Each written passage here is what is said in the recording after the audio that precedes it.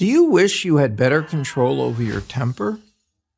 Do the people around you, your spouse, your friends, your boyfriend or girlfriend, your children, wish you had better control over your temper?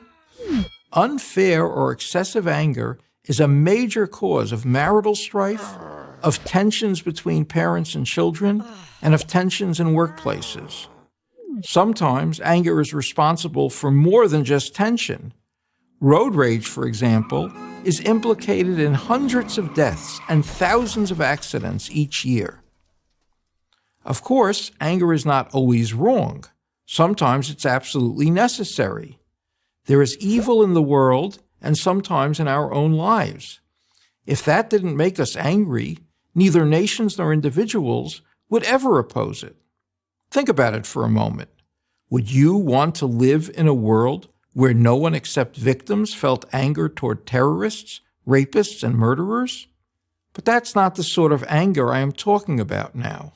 I'm talking about day-to-day anger and the role an angry disposition plays in poisoning our daily lives and the lives of those around us. People with quick tempers sometimes say that they can't control their anger, but that's not true. People can't always control how they feel, but they can almost always control how they act. Let me offer an example. Imagine you're walking down the street when suddenly you're confronted by a person with a weapon demanding your money. No. Clearly, you're furious. But do you shout at the person? Do you curse him? Very unlikely. You speak in as calm a voice as you can, probably even in a respectful manner, if you speak at all. We all know why we would act in such a calm way in order to save our life.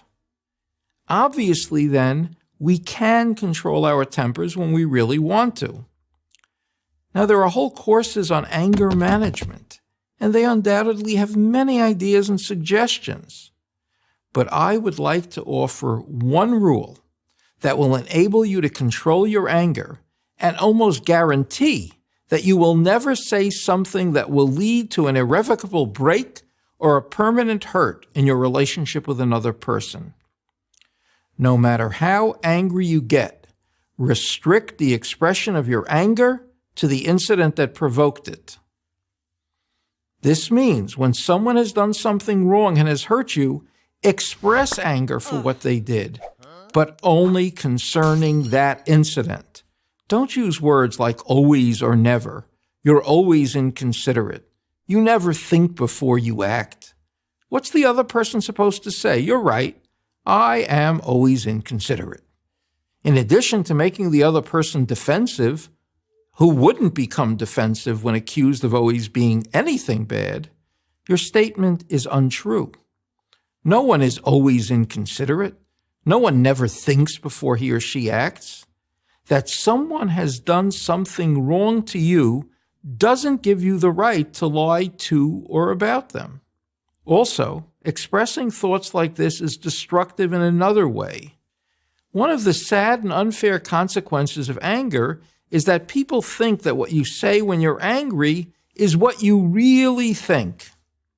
Now, it might be, but usually it isn't what you really think. It's what you're thinking at that moment.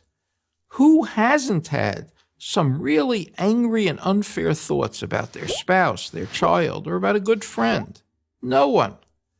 But most of the time, we make sure not to express these angry thoughts, because the moment we express them, it becomes hard, if not impossible, for the other person to ever forget what you've said. A medieval philosopher offered wise guidance. I can take back words I didn't say, but I can't take back words I did say. How hard is it to practice this rule? For some, it might be pretty hard. For others, less so. But everyone can do it. You have to stay focused, and you have to exercise self-control.